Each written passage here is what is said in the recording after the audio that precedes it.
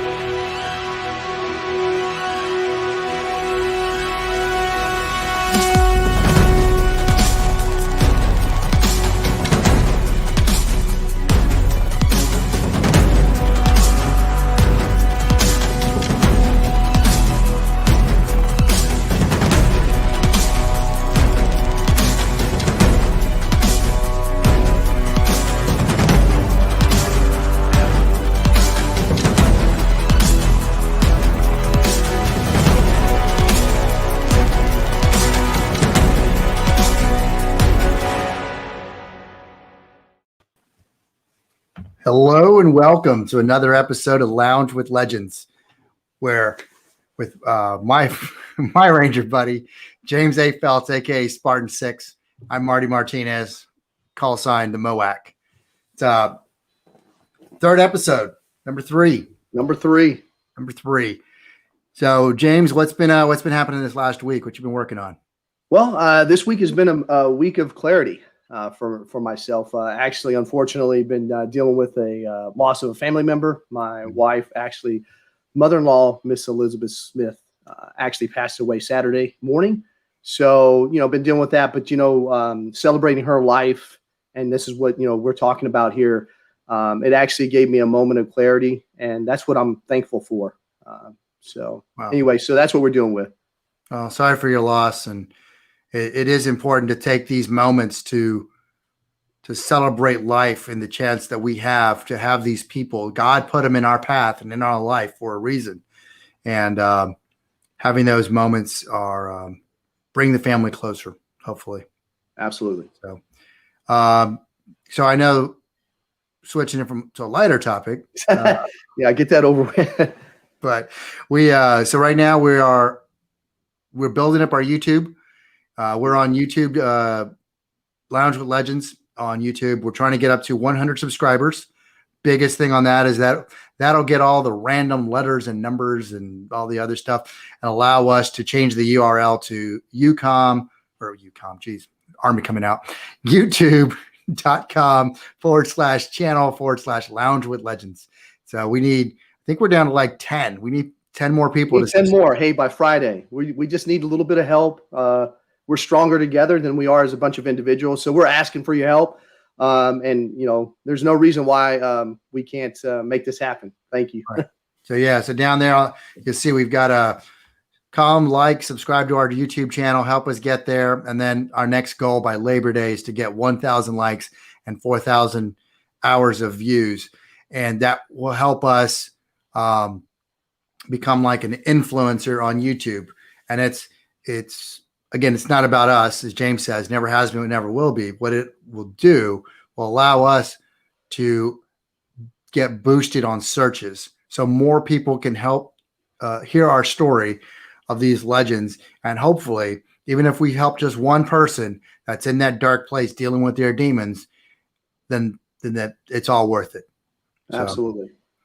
So this week, we have the other big thing we have going on. We've got this weekend, we're going to bring James up from Raleigh, and we're going to bring Justin down from New York.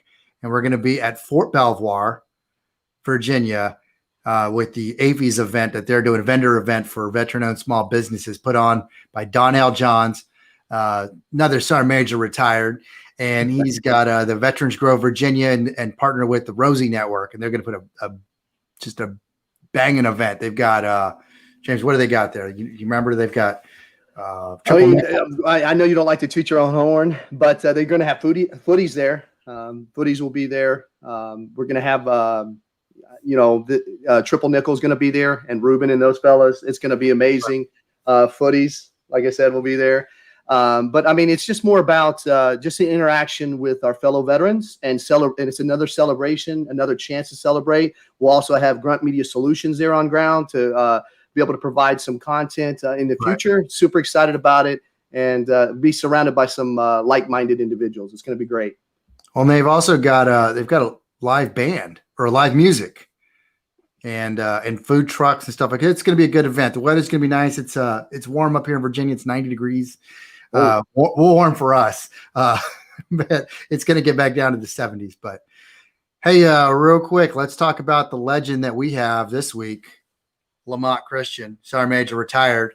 My brother, he's our legend this week, and he's working with Big Red Barn, and we're going to talk about his story. So Lamont and I were, he was my first sergeant, and he helped teach, coach, and mentor me when I was his company commander for HHC 127 Wolfhounds. And so I figured, man, what a awesome legend to have on the show. Absolutely. And talk about kind of, well, we'll let him talk about what that'd be awesome. So let's bring him on. All right. What's up? So, hey, Sergeant Major, thank you for coming. That's Chris, brother. I always, to this day, I know, but I still, it's as a sign of respect for your service, I still call you Sergeant Major. I apologize. No, look, I overstand, and what Marty's talking about is exactly right. I get it all the time, and I appreciate it, but a lot of times I try to let people know that I'm Chris now, and the Command Sergeant Major is what I did, but it's not who I am. But again, thank you for the warm welcome, and it's good to see my brother there. Yeah, I appreciate it. We've had you on. So we're the newest show on E360, but we've had you're no stranger to the E360 network. We had you and James and myself with our guest last week, Lauren Michaels Harris, on his Veterans Day special, and so now we're the newest network on E360 with Lounge with Legends and going to be the military channel. So welcome back, Chris, and we're glad you're here. Yeah, so thank you. We're going to kick this off with first question. Why'd you choose to serve? And you didn't just do one enlistment. You served a lifetime, and you still continue to serve. So what was your calling to serve for you and your family? Because you come from you had a military family. Yeah, actually the military was kind of like a family business. My dad was a Vietnam veteran. He got out, decided that he wanted to, go to medical school at the time. He was struggling trying to take care of a, family, a young son, and being in New York, it just wasn't really bringing in the income and helping him to be able to go to school, GI Bill or not. It was a little rough. So he knew one thing he could do, which was serve. So he decided to join back in the Army. And of all things, he had to go do basic training all over again and became a paratrooper down there at Fort Bragg, at the center of the military universe, right? Right. So here I am. I leave New York City, moved to Fayetteville, North Carolina, spent some time down there with the family. Culture shock for me, to be honest, growing up in Brooklyn and having family in Far Rockaway, Queens. I would travel to the South, but never really lived down there. So anyway, we moved down there as a family, one unit. And I watched my father be the man that I wanted to be and didn't even know it. He didn't come to my football games. He wasn't there, when I joined the band. He wasn't there at my wrestling matches. Those things that most young people look to their parents to, observe and be there. He was serving his country. He was putting the boots on every morning, and I learned how to, shine boots at like 14 years old. You could shave in them. I understood what it meant to wear the starches and greens, all of that. But the biggest thing that I took away from my dad's service at that time as a young man growing up was the camaraderie. We had people over our house of all ethnicities, groups, sizes. I mean, you name it. and they would have lunch, and then go back to work. We lived on Fort Bragg for a short period of time before we were able to buy a home in the Fayetteville area. And we stayed right around the corner from No War 04 at the time, and he'd come through the backwoods of Towel Stadium and shoot down there in the Salerno housing area. And these guys would be sitting in the living room, just talking and really bonding. So anyway, fast forward, I'm that kid, high school, getting ready to graduate. And where's my dad? He's in the MFO mission, the Multinational Peacekeeping Force and Observers in the Sinai Desert over there in Egypt. And I'm graduating high school. All right. And all I got from him at the time was a letter. So you can imagine military was the last thing on my mind, let alone jumping out of airplanes. You can forget that, man. C-130s flying over the house all the time. Had no desire whatsoever to be in the military. But here's what I'll tell you. I take off. I go to college. I'm up there, just kind of doing my thing, but just doing my thing. This was before soldiers could transfer their GI Bills to kids. So I'm in college on my own, trying to earn scholarships, work study programs. And something told me, join ROTC. Why not? Right? I could do it. It was easy. I knew how to shine boots, wear a good looking uniform. I was a PT stud. I could do this. So I do. I joined ROTC to really supplement my college cost and fees. And you know what? Something snapped. I messed around and went to basic training. And I saw this drill sergeant. I was like, you know what? I'm going to be a drill sergeant. The camaraderie, the teamwork, the bonding, all of that. It's like I was built for this. And so, the vision at that moment, marching up and down the street, and mind you, I only joined the reserves because I was still in college. And of all things, I was like, if I join the military, period, I got to jump out of airplanes. There's no way I could let my dad, right, know that I'm joining the military and I'm not at least trying to fit into his boots. I may not wear them properly, but I'm at least jump into them. So I did. Right. And I went to be a parachute rigger. So at 17 years old, I'm jumping out of airplanes, packing chutes with something that goes on somebody's back, and they trusted me. I will be sure always. I learned very quickly as a young man that I needed to have my stuff wired tight, literally and figuratively, right? So anyway, I'm loving it. Jumping out of planes, I'm packing chutes, and of all places, I'm out there at the reserve unit that's at Fort Bragg. So I'm rubbing shoulders with guys in the Dukes, man. I'm rubbing shoulders with guys on Smoke Bomb Hill that wear the Green Beret. I'm right next door to the fence over there where Charlie Beckwith and his guys are going in and out of an old compound, stockade, right? I'm seeing this every day, and I'm starting to realize I need to be part of this, right? So about 2 or 3 years go by. I'm still in school because I was restricted being a reservist and in ROTC at the same time. I couldn't just, unend my contract of commitment. I had to wait until I had been in the ROTC for at least another year. And I decided not to take a commission. I was like, you know what? I want to be enlisted because I still want to be that drill sergeant. But anyway, I did. I got the approval to transfer from reserve to active duty. And brother, that's where the ride took off, man. I created irreversible momentum that still rolls today. And that's what really got me here. I joined the infantry.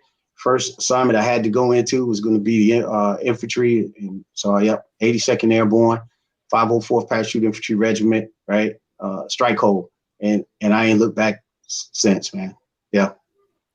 Yeah, absolutely. Now, on that second end, you was asking about why do I continue to serve? Yes, sir. I'm glad you asked that because a lot of times people will say, well, I hear you work at the Big Red Barn Retreat down there in Blythewood, South Carolina. And, it's like, oh, how's that working out for you? And how's that job? And I stop them dead in their seat, right? Because I don't work, man. I'm serving. I get to serve. And I jokingly tell people I start breaking out in hives when they mention the word work. Because it's like, I'm retired, not rehired. Right. So, but yeah, I get to serve our veteran community, our warriors, and our first responders. Yep. Yeah. So I want to share this video. Yeah, that's a perfect time to do that. Yeah, I was going to say I want to share this video because. Which one you got, man? Which one is that? I ain't gonna tell you. You gotta see it. No, so you'll know as soon as I start describing. So if you're new to the network, James and I have mentioned in the past, 22 push-ups a day are great, but you're not really solving anything. You actually solve by reaching out to your battle buddy, your ranger buddy, calling them, talking on the phone, do something. And so here's a video that Chris posted, and I want to share it with everybody, and we'll talk about this. So here it is. All right, look, I rarely participate in these challenges. However, Don Sorson, he called me out today, and so I'm gonna go ahead and follow up with this challenge. Now, I'm gonna put a twist on this challenge, because when we talk about suicide awareness, it's after the fact. We're recognizing and acknowledging that we've lost 22 or more brothers and sisters to suicide. So I'm gonna challenge you and say we need to get in front of it, and I'm gonna provide you 22 wellness practices. You could do them every day, you could do them once a day, you can do them multiple times during the day. But what my intent is to give you 22 things that you could do to put you in front of this suicide problem and not behind it. Contribute in your community. Clean up the neighborhood. Make your favorite meal. Communicate with a close friend. Do yoga. Find a financial mentor. Paint a picture.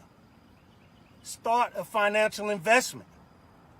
Connect with horses. Go for a walk. Do breathing exercises. Get adequate sleep. Spend time in nature. Meditate. Be intentional. Write in a journal. Be a mentor for a young person. Go fishing. Listen to your favorite music. Read an inspirational book. Grow a garden. Care for a pet. Anything else that you can think of, get out there and get after it. 22 wellness practices. Be well. I love that video. About that. Boom. Yeah, we may or may not have been trolling your Facebook. Hey, I messed around. My daughter was messing with me one day. She was like, I see you flex a little bit at the end. I was like, yeah, I lost count. I tell you what, it looked like you could still max the PT test, though. Just saying. Oh, yeah. I hold my own, brother. So Chris, was that before or after or Big Red Barn? So it was well before. And let me share a little bit about that. Like I stated in the clip, and like you just said, we talk about 22 push-ups, 22 miles, 22 because of 22 people that we lose. A lot of people that know me know that my wife will also serve. She did 20 plus years. She was in the Army when we met. She got out, raised our children, was out for a good 10 years and decided to come back in and make it a dual military family. She did the same thing my dad did, started all over, did basic training, and started from the bottom, literally from the bottom, was a private all over again. Worked her way up to being a solid sergeant first class, and she went out the way she came in her field, teaching at the NCO Academy that she was trained in herself. Anyway, we have 4 beautiful children, twin daughters, and then my oldest daughter, Sharice, my son, Brandon, and then I have Alexis, one twin, and Alexandra, the twin sister. Unfortunately, I did 32 plus years. October of 2018, I retired. And November 22nd of 2018, my daughter, Alexandra, took her life. So, we had our issues while I was in uniform with soldiers that would take their life, family members that took their lives. And Marty, you and I, we had the distinct honor of being able to deploy and not bring any of our soldiers to when we deployed together, any of them back home in body bags. Most commanders and leaders cannot say that.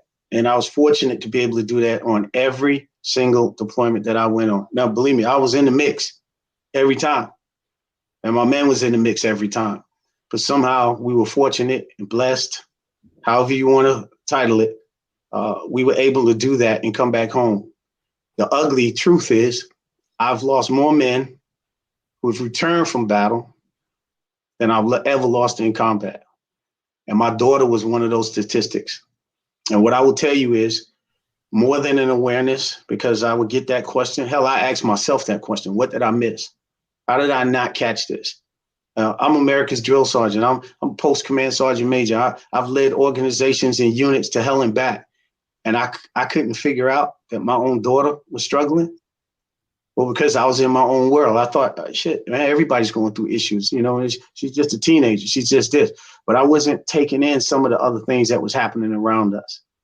And so when I posted that video, I was beginning my path. I mean, look, when I lost my daughter, I did everything I tell organizations, leaders, and family members to do when they lose a loved one.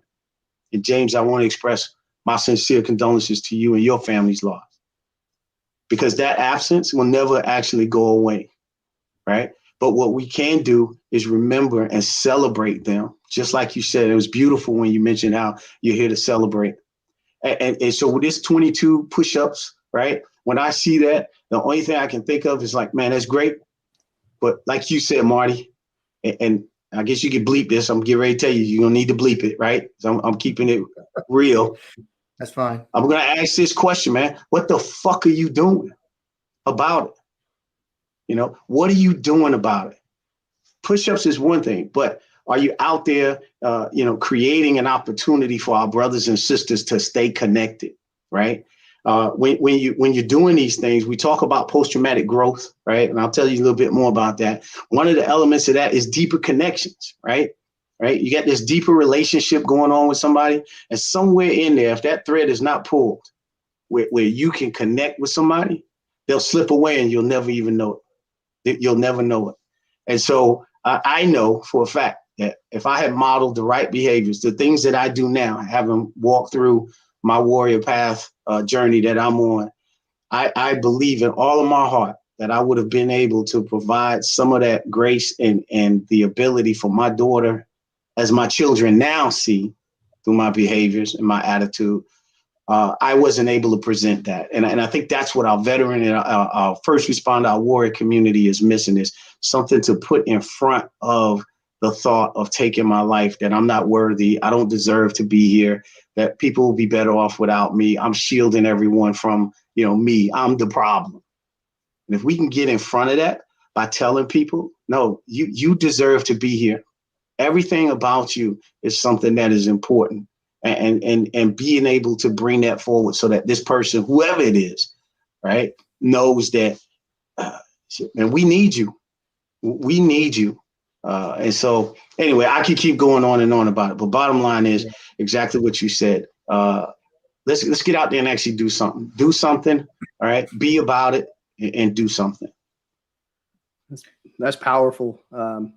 Like I was going to say, Sergeant Major, I apologize again, but it's a habit, and it's a sign of respect for me to you, because I do appreciate it. And it's just like you said. I think you are who you surround yourself and you associate yourself with. So I think the number is 5. Whoever you associate, the 5 folks that you surround yourself with is who you are, right? Indeed. So if you don't like who you're surrounded with, it's time to change.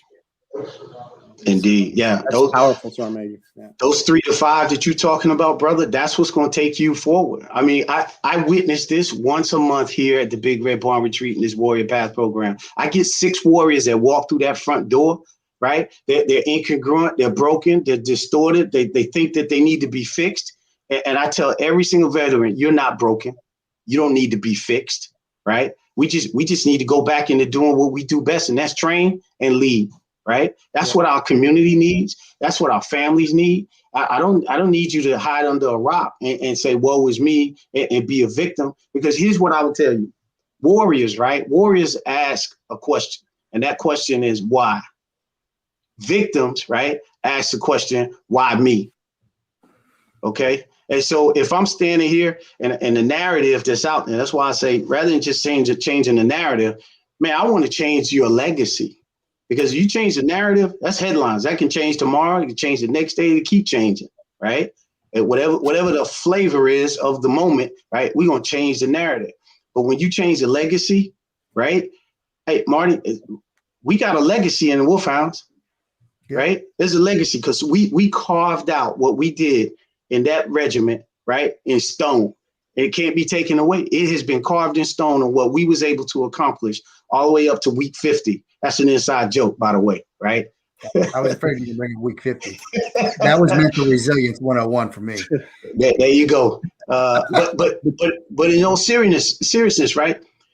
When you change a legacy and you start moving forward, it's like, okay, now I'm empowered. I'm empowered, and I'm no longer a victim of my circumstance. I'm not a product of my environment. And this is where I always I'll talk to somebody and it's like, you know what? Here's what don't make sense to me. Warrior, right? Broken, need to be fixed. I can't pick that up, right? So we talk about, something's wrong and all that, but nowhere in that narrative is about fighting. And I've said this, like we talk about cancer, right? In a moment, you'll hear somebody say, hey, man, I'm going to cut off my hair in solidarity to support this person as they fight through cancer. They won the fight against cancer, or sadly lost the fight like my mother did to cancer. We talk about fighting poverty. We talk about fighting homelessness. We talk about fighting an ism. You pick an ism, right? But then when we talk about this ugly ass thing called PTS, it's like all of these victims are around and pity parties and not saying that the individual who's suffering is in that frame of mind on their own, right? Because somebody told them that. And then we start to believe that. If I kept coming in and telling you, hey, Marty, we talked about it earlier. Our troops that we had in that headquarters company thought they were zeros from the first one to the last one, because in any infantry land, I don't care if you're in the Ranger Regiment, you're in a soft community, you're in any element, those support personnel are typically the ones that couldn't cut it in that tier 1 or that line assignment, that alpha company, that lead element. They say, you know what? We need somebody to drive the trucks, go to headquarters. We need somebody to load ammo, go to headquarters. And they know that walking in the door. But as soon as they report to that organization, it's like, oh, yeah, that's right. I'm on the C team. I ain't even make the B team. And the sad thing about it is once they leave the military, those type of stigmas are still carrying on individuals. And it's like, man, how do I get this crap out of my rucksack? Or you don't, because that label is you. That's who you are. No, it's not. Yes, it is. Yeah, you might be right. I guess so. We warriors, man. We raised our right hand. I don't care if you raised your hand for one day or one decade, right? Maybe your knee blew out, or you had a disease or something that you never knew you had. So you didn't get the opportunity to fulfill an entire 30-year commitment like I did. I was blessed to be able to do that. But then maybe you did 20 and figured it out. Man, I got it. I'm hitting that point where I can retire. Maybe you did 12 or 13 years and said, you know what? This was good. It set me up and I'm going to get out. All veterans are not veterans. You got different categories of veterans, and we get labeled again, right? And what happens is guys like you and me, we land with a cushion and a parachute, right? Then you get those other veterans that had a plan to do 20 and they don't. Hell, man, we're lucky if they land with a cushion. They definitely don't have a parachute. And then woe be unto those that get put out for disciplinary reasons or, again, medical reasons, right? They ain't got no plan, and don't let them have a family. Man, they land with no cushion and no parachute. So they're scuffing their knees up from the word go.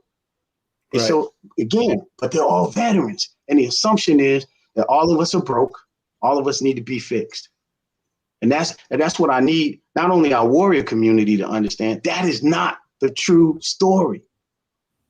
And I definitely need our civilian brothers and sisters in the community to stop labeling us that way. Too many news reports and coverages, they all go back to, so how many deployments do you have? How was combat and how was this? It's like, okay, check it out. Everybody who deployed had a mission, and it might not have been kicking the door in. I tell people about our most unseen, unheard, and undervalued population of our veteran and warrior community. I'm talking law enforcement, EMS, EMT, and soldiers, sailors, Marines, airmen, Coast Guard is our female warriors. They are unseen, unheard, and undervalued. I don't know how often I'll go somewhere and my wife, I said 20 plus years, we even deployed together on a couple of deployments, same time, leaving our family behind. That was with us, Marty. I remember. Right? I remember. Here we are downrange, and she serves her country. We go somewhere. I'm wearing no military affiliation whatsoever. And somewhere in that conversation, somebody will look at me square in my eyes and say, hey, man, thank you for your service. And they'll look right at her and say, hey, man, appreciate your husband's service. She's the one that showed the ID card. Right. Yeah, we had the same discussion. You know, my wife is she's a veterinary doctor, and she's a commander right now. And we had the same, actually, I think I had this on LinkedIn about, you know, now that I'm an Army spouse, you know, it's reversed. People still think I'm the active duty service member when it's actually her. And I'm her dependent. I'm her EFMP, as I just found out doing my claims, but that's a different story. But yeah, so you're right, you know, and it's, and so what has happened, I was having a deep conversation with a former senior leader in the military. This guy nominated position. I'm just going to go ahead and put it out there, right? And his view, when he was looking, well, I see them as equal. I said, well, hold up. Let me paint a picture for you. Now, you got two warriors here, male, female.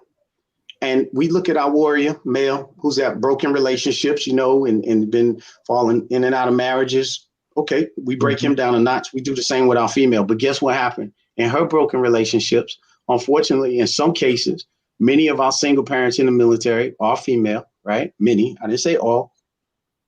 And yet each one of those failed relationships sometimes leaves behind a child. So now we got extra stress. I got children, right? Now I have to be able to find childcare and everything. Yeah, but the brother has all kinds of stress. Yes. But now that female has additional things that are tagged onto that relationship. Then we go into that next category of military sexual trauma, right? Okay, so we got another opportunity here to create somebody who's going to struggle more than the average soldier, and not to discount males. Males are sexually traumatized too. So again, we keep knocking these veterans down a notch. But I will tell you, unfortunately, because of the fact that our female warriors are more often unseen, unheard, and undervalued, they get knocked down just a little bit harder. And so when they step out of the military, they're carrying all of that crap in their rucksack the minute they walk out the door. And we're telling them, what's going on? You going through this transition program? We gave you how to write a resume. We told you success, dressing for success, go to these job fairs. We're doing all of that. But we have yet to take the 2 months that I put you through basic training, right, to create a soldier. I've yet to take those same 2 months and flip it on the backside to be able to tell you how you can take all of that training and be able to create a way that you can translate it to going out there and thriving. And the key word is thriving, not just living, not coping, right? Yep. But thriving when you go out and do what it is that you're supposed to be doing. Absolutely. I'm gonna shut up. No. Here's what we want to do. We're gonna go to commercial break, but when we come back, we're gonna talk about basically it's a perfect segue. Now you've left the military. Now what? How is Chris now catching you on the other side with Big Red Barn? So gotcha. We'll be back.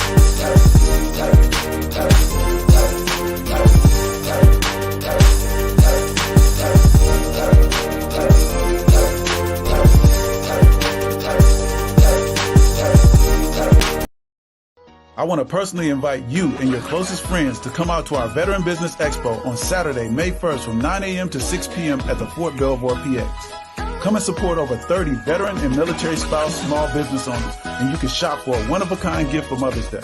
There will be a fashion show. You can enjoy delicious food from local food trucks. Listen to music from DJ Pink Diamond of KHUR Radio and chart-topping country music artist Donnie Isaacs. Now, this is an outdoor event, so wear your mask. You can have a great time and connect with your local heroes. To learn more about Veterans Grow America, follow us on Facebook, LinkedIn, and Instagram, or visit our website at veteransgrowamerica.com. We can't wait to see you.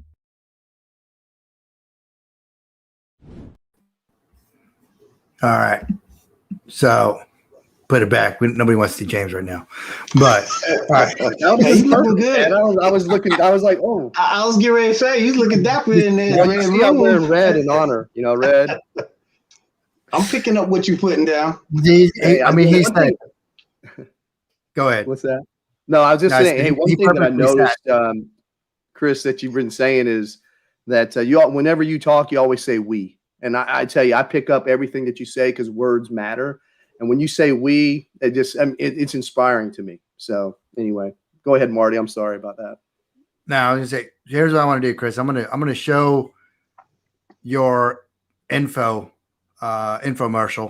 about Big Red Barn, and then we're gonna talk about that. So I'm gonna add it, and we're gonna watch this. Being a combat veteran and trying to get help while trying to maintain a family with a full-time job was really difficult in the beginning. So we're kind of lost, and that's where I was at. I was lost. Because I spent a lot of years angry. I spent a lot of years wasted. Probably about the last 5 years dealing with PTSD and anxiety, but there's not a lot of resources for law enforcement. I was very withdrawn. The anger issues were even worse. I was struggling and I was faking the funk. When I came home, I just felt like I was behind bars. I was a fucking mess.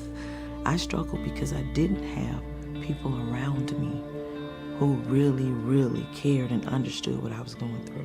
So the Warrior PATHH Program is designed to be able to help the individual warrior find a better version of themselves. And now as they deal with these traumas that they've had, we want to be able to help them see their way back to being that warrior and fight. We show our warriors and our first responders that it's not what's wrong with you. And now I'm finding my way, thanks to the Big Red Barn, and it's a connection. The yoga, the Tai Chi, the equine therapy, having that cohesion that everybody misses when they get out, rebuilt again, that's life-saving. It kind of heals you from the inside out. It was inspiring, insightful. I will say there's been a night and day difference since coming here. It's turned the volume down on things just enough that you can function. It gave me the keys to my cage and also showed me where they were at. This is a program unlike any other. It's non-clinical, it's not therapy, it's not treatment, it's training. It is exactly what I've been looking for. And that's what this place does, is it turns struggle into strength. Walking their path with the Warrior PATHH, it's a lifesaver and a game changer. Warrior PATHH essentially changed my life. There's hope, there is, and it's right here at Warrior PATHH. I'm not alone. There is something out there that I can do that can make this struggle of life better. You know, we're here to help. They help me, and I know we can help you. Change comes. Like, I smile again.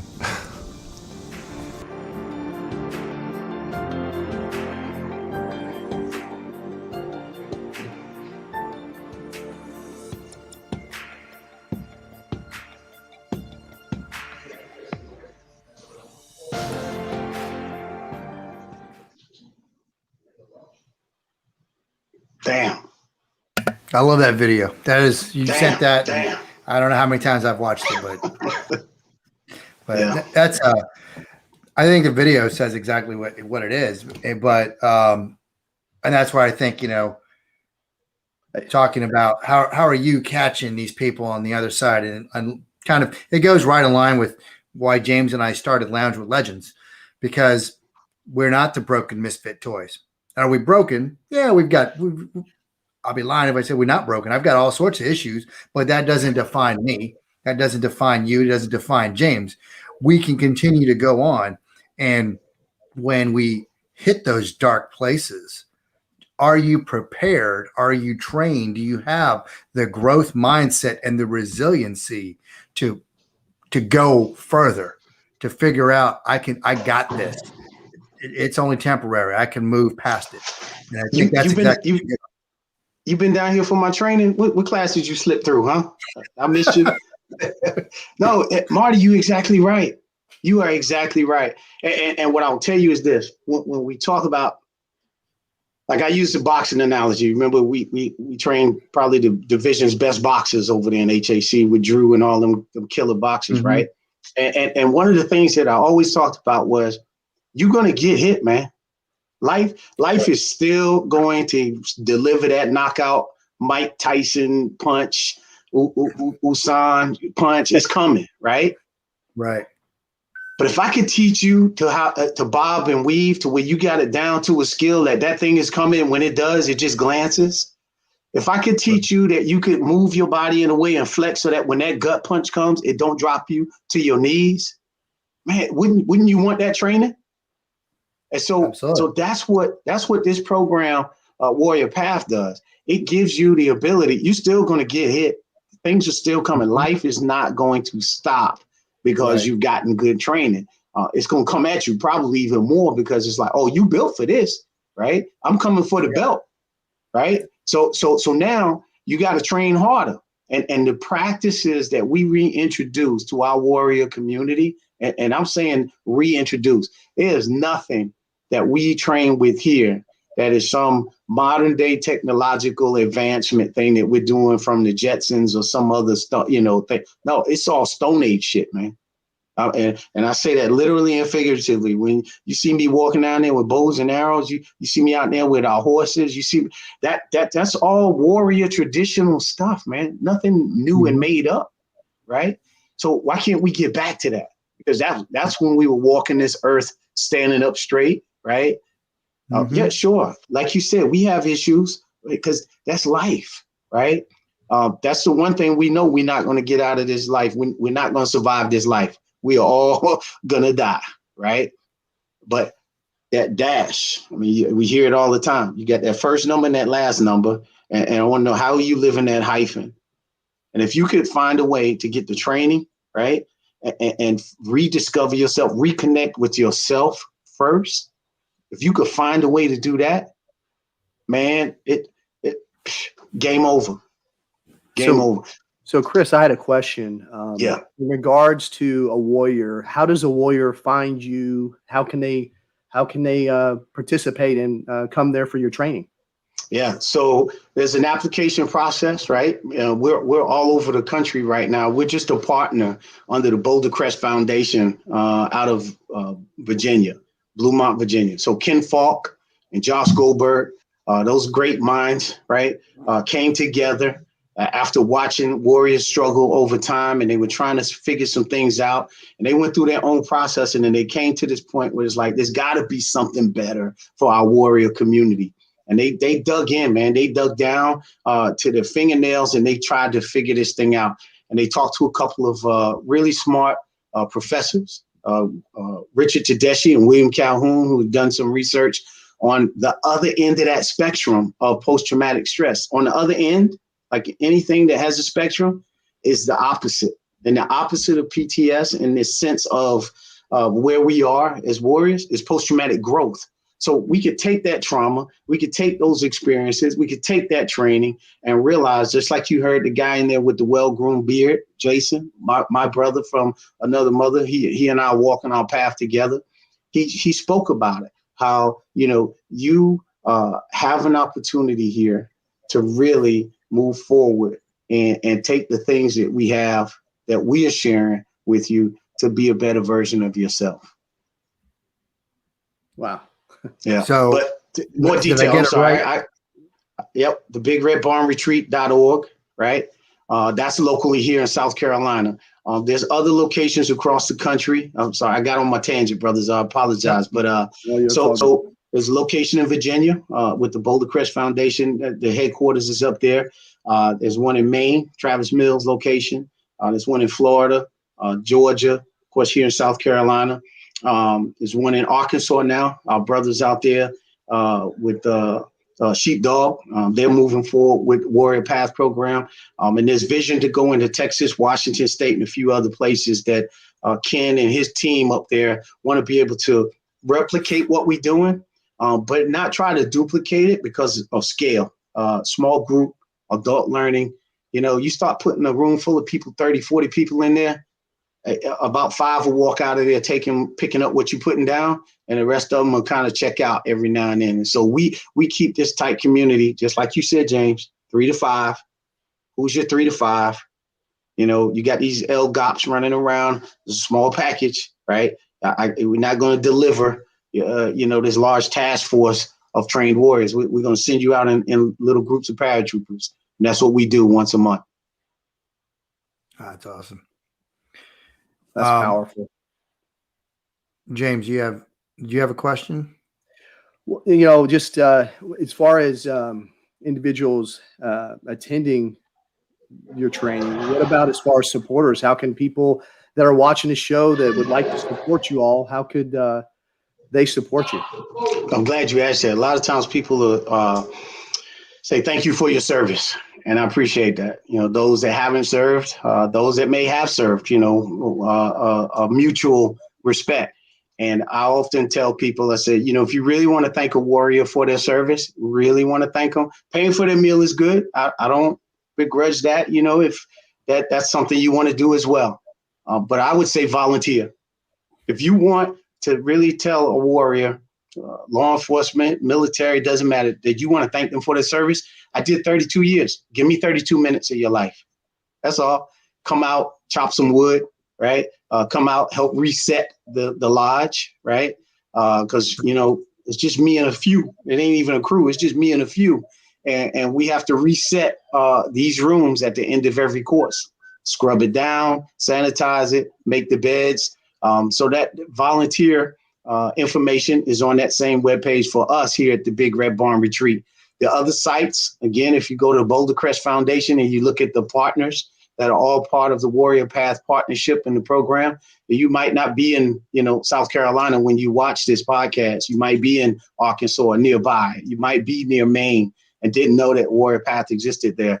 I would say volunteer. Go out there and cook one of the 3 meals that we provide. We provide 3 meals, breakfast, lunch, and dinner for these warriors. Good meals, right? Solid meals as part of that wellness triangle, fitness. And the meals are solid, they're hearty. And you get to, again, give back. You get to thank your warrior for their service. But that's what I would do. Check each one of the sites. Any of these web pages that are out there, they have Facebook pages, IG pages, find out when and how you can volunteer. Not necessarily digging in your pocket, although that is good, right? That I would say, come give me some of your time and get to feel what your time does for those warriors when you thank them for their service. Yep. I noticed you're speaking about you're in South Carolina. I noticed that my cousin, he's in Kentucky, Nick Feltzer. He's asking, how long is the course? So good question. So the course itself, the front end of the initiation is 7 days, and it's intense. I mean, we're in training right now. I dipped out to come be part of this today. We were in here. I got a class that's about to graduate. They go through their initiation tonight. And so, one of the pieces of that is the 7-day intense portion. And then they leave, and then they go participate in an 18-month continuance of education, right? They stay connected through whatever platform, social media, but they stay connected as a fire team, a tribe, a squad, right? And this process happens where they check in with each other weekly, bi-weekly, and as they move forward past that 18 months, they actually begin to form that bond that will create the lifelong journey. So we say 7 days intense, live-in residential, followed by 18 months of continued education, online training, right? And then we say, but the real journey begins at the end of that 18 months to continue to create the lifestyle change. This is a lifestyle change, right? I have to share. I mean, before I went to PATHH, Marty, I'm pretty much the same person. But the difference is I now understand I can make choices, right? And choose to respond versus to react. As simple as that sound, it keeps peace. I took a vacation with my family, and my son and I was having a disagreement. And he's 28 years old. He's a grown man, but so am I, right? And so in this conversation, I'm about to let him know who's the head of the house, who's the grownest person in this conversation. The old Chris, right? I would have put my hands on him. I'm just going to be straight up because I would have put him in check. I was like, okay, I'm going to go ahead and put you in the submission hole and get your attention, right? But I'm walking my path, and I had an opportunity to, one, model the right behavior that I want him as a young man to do in his future. Because I could train him to be a hard hit and put his hands on top of somebody as soon as he gets frustrated. Or I could demonstrate to him, it's like, hey, man, yeah, you frustrated me, you upset me, but this is how I'm going to respond to this. And so in that same conversation, walking my path, I basically said to him, hey, man, what do you need from me? I'm upset. I was. But I knew that whatever I had done, my action had created frustration in him. And because he couldn't elevate his voice, because he couldn't elevate his attitude, he demonstrated it through his other behavior and his snippet remarks. And that's when I knew, okay, how do I create this line of communication between my son and me? And I just simply said, what do you need from me? And I tell you, because of that vacation is still memorable till today. But I could have changed the entire effect and outcome of that had I went ahead and stepped to him and let him know who was in charge. And that's difficult, for us coming back from combat and all this, because we do have, I think the biggest thing is like even with myself, anger management issues, and then stop, breathe. Is it really that terrible? How do I take control of this situation? It's spilt milk, literally. Why am I flying off the handle? So, and what I tell myself, and James has heard this all the time, is how do I demonstrate today, the adult, that I want my children to be tomorrow? How do I set those conditions so they were like, my dad never did that. My mom never did that. They didn't fly off the handle. And I don't always win that battle, nor do we all, right? But it's part of at least recognizing it. Right, right. And Marty, I'm glad you said that, because part of what you're talking about is what this program talks about is how do you get in front of it? Notice how I've been talking about getting in front of issues, right? Mm-hmm. These issues are still there. But what if I could tell you that instead of reaching for a tool when something is broke or something needs repairing after the fact, what if I could tell you by doing a practice, it's kind of like that bobbing and weaving, anticipation, that would allow you to be able to let some of that pressure off before you actually reach that point of redlining. So here's an example. We have tools in our vehicles. Not all of us have to use it, like a jack or whatever. If we get a flat tire, right? We'll call AAA or somebody else to come tow it or fix it, and we'll move on, because that's how our lives are. We're just in a hurry. But most vehicles, not all, but a lot of them have a jack and a spare tire. Now, PMCS, preventive maintenance and checks and services. We did that in the military every single day before we got in a military vehicle. But how many of us actually walk around our vehicles before we get in and drive off? We don't. We just jump in that joker and roll. But the reason that we never had a Humvee or another vehicle break down on the side of the road is because we did those things in anticipation of perhaps something happening. So what I'm saying is those were practices that prevented the deadline vehicle, right? Instead of us having to reach for those tools. So that opportunity is there for us to be able to let a little air out of the tire, put some air in the tire before it goes flat. That's what these wellness practices do for us. It gives you the chance to check your levels before you run into a problem. Because if we rolling down the highway of life and boom, we get a blowout, man, what's that do to our stress levels? Takes us through the roof. But if I had checked this, like, man, I knew that the tires were made pops. I knew I needed to get new ones. It's not that big of a deal because I was prepared for it. I made the choice to drive on a tire that I needed to put air in or not put air in. You know what I'm saying? That's sort of practice. It should be to a point like brushing our teeth. You feel a little awkward when you don't brush your teeth. It's like, man, I gotta go get some gum or something because I didn't get it, whatever. I was rushing and I didn't brush for 30 seconds, whatever. You feel awkward. So if you're missing a practice, right, going for your walk, going for your run, jumping on your bike, right?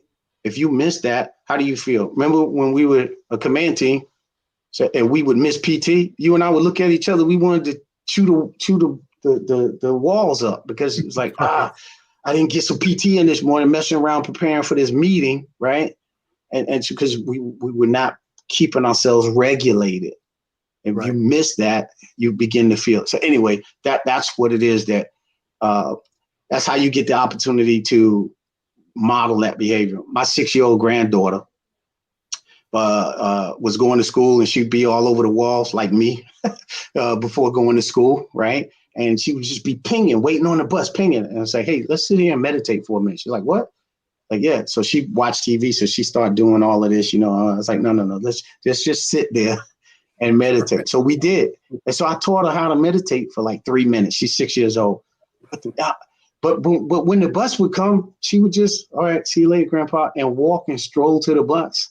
But the days that she didn't meditate, man, that joker was running up the one tree, running up the one kid, and not even just like that Family Circle commercial, trying to make a comic, making her way to the school buses. The bus is like right there, 20 meters away. But that meditation, that simple practice put her in a regulated state to where she could move forward. And those days typically were her better days in school. In kindergarten, pre-COVID, of course. Right. And we have a question from Alexander Hildebrand. It's up on the screen. I'll put that to you, Chris. Yep. Yeah. So basically the way I'm seeing that, yeah. So do you find that there's a link between self-identified success in veterans and the problems manifesting in the seen and often spoke about problems? And does the program talk about stuff like that? Yeah, I'll put it this way. We talk about everything, Alexander. And when I say everything, I mean everything. Now, when I was talking to James and Marty when we first came on, and they would call it Sergeant Major respectfully. And I appreciate it. I often have to really let everyone know we talk about our military or law enforcement background maybe for about 15 minutes here, because that's not who we are. It doesn't define us. Like you said, James, it doesn't define us. It's something we did. And we was really good at it. We were okay at it. It doesn't matter. What matters is I chose to raise my right hand, right? And what matters is that I deserve, right, to live a good life. And so those problems that you were asking about, Alexander, the success, most assuredly, it does come up. But this program is all about moving forward. What are we going to do as we move forward? Because everything that's behind us, right? It's like driving a car in the rearview mirror. Who drives forward looking in their rearview mirror the whole way? You don't. That's why the rearview mirror is only like 3.5 by 4 inches, right? And the windshield is what, like 6 by 4, whatever? Unless you're driving a truck, and it's like 8 by 8. I don't know, right? But that windshield is huge so that you can see what's in front of you as you move forward. I was having a real deep conversation. I do that all the time here with my team, right? And we were talking about, hey, I want to be able to see into the future. I'm like, okay, good idea. Let me ask you this. Does the future really exist? Like, oh, shit. It's a good question. Does it? It's not here yet, right? Does the past really exist? Well, it did happen. Yeah. But what exists that you can control? The here and now. Thank you. That's it. Right. That's it. And what are you doing here and now? Now you can prepare for the future. There's nothing wrong with that. That's what we're supposed to do, right? But it has not come yet. So if you stay present and engaged to what's happening right here and now, when the future comes, you'll be ready for it because you're doing everything you can to be part of what's happening now. You have a deep appreciation for life, little things, right? That's what we get trained in doing, paying attention to detail, right? Those little things in life, the good things, not the fact that, oh, I can't believe that person is over there wearing that hat, that silly looking hat. Oh, I can't believe that this person has the nerve to stand 5.5 feet away instead of 6 feet away. Why don't you appreciate the fact that they got some nice looking shoes on? Wow, those are some nice shoes, Wow, I actually get to stand in line and shop. There's people right now that can't afford to come here to shop. Find the appreciation of the things that are good in that moment and stop looking at all the bad. Of course it's there. But anyway, like I said, man, that's what this is all about. What are we doing to make that change? Be present, be in the moment, right? Take care of yourself. I talk to people all the time and they say, well, I'm going to give you 110%. Remember, we used to talk about this when we were in command teams. Like 30 seconds left in the You show. got 30-second window. Okay, yeah. All right, I'm gonna shut up, man, because we probably want to do part two. We're gonna have you on. We're gonna have you back on. Yeah. Thanks for being on All here. right. And I'm gonna remove you here, and we're gonna say goodbye to everybody. So, Hey, we got to James, have him back on. That's definitely. I've learned so much. And then I appreciate everybody dialing in to this week's Lounge with Legends. Thank you for your service. You've been watching the Lounge with Legends show on E360 TV, countering the narrative that veterans are all broken misfit toys. Veterans are the lifeblood of American freedom. Serving in harsh situations, coupled with their training, have forged them into some of the most resilient and capable leaders in the world. And that's where we come in, celebrating the success stories, taking you on a journey of transformation from military to business. We hope you enjoyed the show, and we'll be back soon. But find us on Facebook at Lounge with Legend or at JTF214. Till next time.